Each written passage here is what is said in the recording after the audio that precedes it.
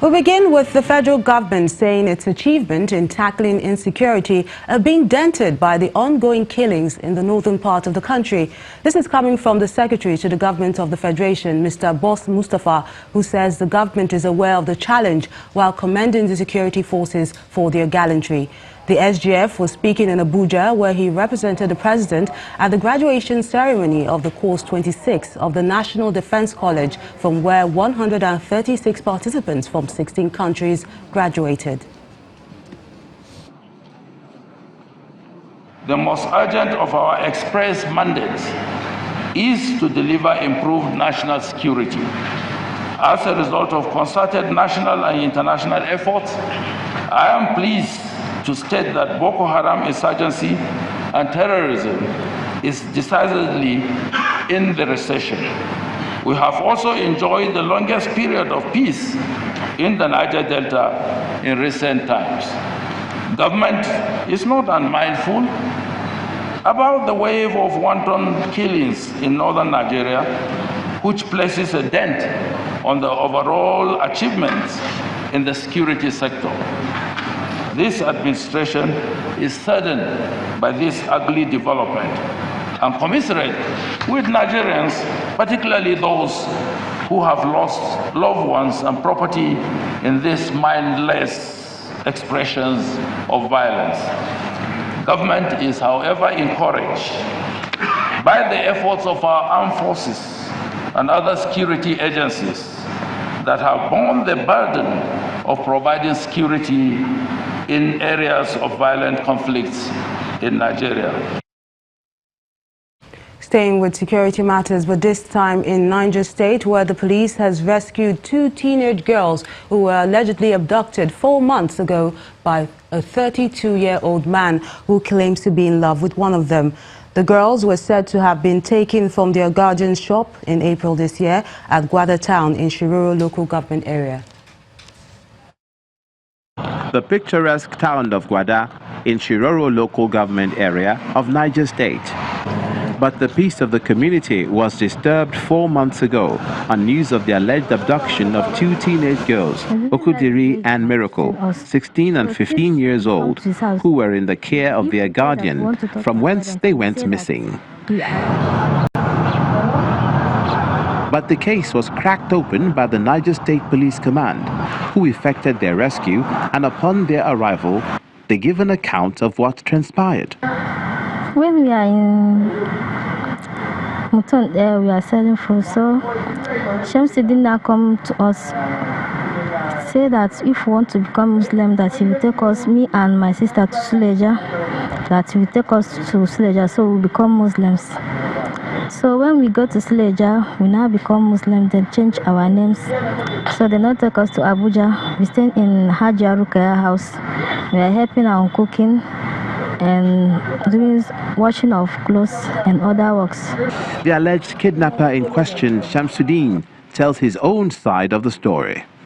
I was in love with one of the girls staying with Mr. Sunday, and she indicated interest in becoming a Muslim. So I took her to Suleja, but I didn't inform him about it. There in Suleja, the girls were Islamized, and when Mr. Sunday got to know about it, I was brought to the police station.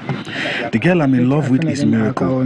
For me, I felt since she indicated interest in becoming a Muslim, there was no need informing their guardian about it. That was why I eloped with them. With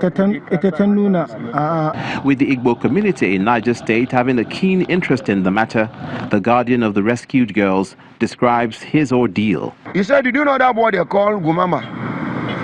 He said his name is not Gumama, but it's Shamsuddin. But as he's telling me here, he is also going another place where they open new target. I said, okay, how will I locate him? He said that boy is living in Suleja. That the boy was discussing, they are within themselves as a library, how they normally discuss. He says if anybody wants to see these girls, they are in Suleja. But the story takes a turn as the Niger State Police reveal that the girls, grateful to be rescued, do not want to return to their guardian, alleging maltreatment as investigations continue. The most important thing is to rescue these girls, to get these girls, and which we have done so. And as you can see, you have heard from the suspect. And secondly, I want to just tell you that the matter is still under investigation. We have not concluded, but the prime suspect has been arrested. Therefore, the case is far from closed, as the Niger State Police Command continue their investigations and efforts to rid the areas of criminal elements and uphold law and order. A batch of 166 Nigerians stranded in Libya have returned home, and this makes it a total of 643 that have been brought back to the country by the International Organization for Migration in the last 5 weeks. The Director General of NEMA, who received the returnees at the Murtala Mohammed International Airport, has advised parents and guardians to discourage their children and wards from embarking on a journey that will end up destroying their future. He pointed out that the intended countries of their destinations are no longer ready to accommodate them. The returnees include 72 females, of whom 3 of them were pregnant, and 94 males. To politics now. The national chairman of the All Progressive Congress, APC, Oshiomhole, has insisted that the mass defection of some party leaders from the APC is an indication of the current administration's fight against corruption. Mr. Oshiomhole said this while addressing journalists on his arrival at the airport in Benin City, the Edo State capital, adding that those leaving the party now never had the progress of the country in mind. He also defended his tough stance since he assumed the party's leadership, vowing that the APC would no longer be run the way it used to. A system where even those who lead government, a section, opportunistically turn around to begin to blame certain aspects of the government, then you wonder what you, the ordinary citizen, should do. I am very satisfied that after we have had to filter out some people and reaffirm that the party cannot be run at the mercy of any individual. And if this is what Nigerians have been used to, I didn't promise to continue more of the same. I promise to be different, and I promise to work consciously to recruit allies who believe in the progressiveness, in the progressive politics. And I believe that we are doing well. Some people have jumped out of the boat, and that you will expect. As soon as you can't fit into a particular framework, you jump out. But also, it is interesting when you read between the lines why people are leaving. Some people say juicy appointments were not shared to them. Now, I expect the media to say, oh, so the whole attempt to form an alliance was about sharing juicy. How can an appointment be juicy if it's about the people? This concept of juicy appointment is what has brought Nigeria to where we are, namely where people are given responsibilities rather than discharge the burden of their responsibility. They make the system rather than drive the process. Still on issues of defection, this time from a senior advocate of Nigeria and rights activist Femi Falana, who gave a legal angle to the matter.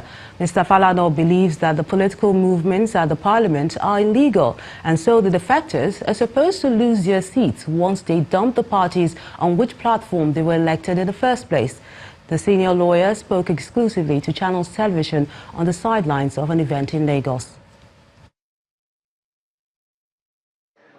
What the law is saying is that before you can have a division that will necessitate or legalize your defection, the division in your party must be total. It cannot be a figment of imagination. It cannot be an artificial factionalization. The division the Constitution has in mind was recently witnessed in the PDP, whereby you had the Mudu Sharif faction and the McAfee faction. Two conventions were held almost simultaneously. Two sets of officers emerged down the line. So you cannot just simply have a defection based on a division that was announced in a press conference. It goes beyond that. You cannot leave the party that sponsor your election for another party without resigning, so that you can ask for a fresh mandate from the electorate. And that has not happened in this case. To that extent, the defections, and I've always said it, even when some PDP members, when some PDP legislators moved to the APC, of course they could say it was because our party was factionalized. But in this instance, I have not seen, I've not recognized a division, envisaged by the Constitution. A war of words, that's what's happening between the main opposition People's Democratic Party and the Presidency after the defection saga. The PDP has accused the APC and the federal government of seeking an interim court order to declare vacant the seat of the President of the Senate, Dr. Bukola Saraki. In a statement, the PDP's National Publicity Secretary, Mr. Kola Olobodiyan, claims that the alleged plot is a fallout of the defection of the Senate President from the ruling party. He, however, insists that his party is confident that the Chief Justice of Nigeria will protect the sanctity of the judiciary, especially at this time in the country's history, while calling on Nigerians and the international community to be on the lookout. The Presidency has denied the allegations by the PDP, especially the claim that the President's vacation in the United Kingdom was meant to pave the way for the removal of the Senate President. The Senior Special Assistant to the President on Media and Publicity, Mr. Garba Shehu, also in a statement told the opposition party that Nigerians no longer believe them. He describes the claims by the PDP as ridiculous and a shallow narrative to get cheap sympathy. Governor Tanko Almakura has given assurance to the President that Nasarawa State remains his political stronghold.